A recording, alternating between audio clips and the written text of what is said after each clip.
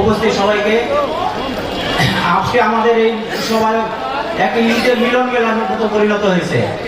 আমরা অনেকদিন যাবৎ, প্রায় 18 বছর যাবৎ এই এলাকায় কোনো প্রোগ্রাম করতে পারি নাই।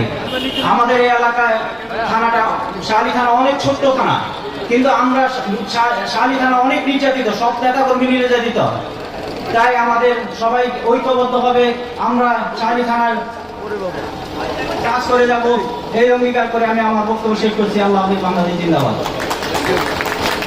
ধন্যবাদ জনাব আফসালাম খান শেফিক ভাইকে।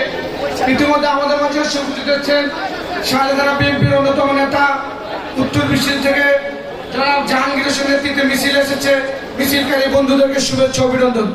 এখন আমাদের মাঝে সংক্ষিপ্ত বক্তব্য 13 নং ওয়ার্ড বিএনপির সংগ্রামী যুগ্ম সম্পাদক রবিন ভূঁইয়া ইতিমধ্যে আমাদের মাঝে এসে উপস্থিত হয়েছেন।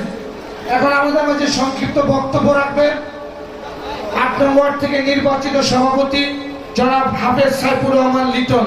জনাব হাফেজ সাইফুর রহমান লিটন। আসসালামু আলাইকুম ওয়া রাহমাতুল্লাহি ওয়া বারাকাতুহু। নাহমাদুহু ওয়া নুসাল্লি আলা রাসূলিহিল কারীম।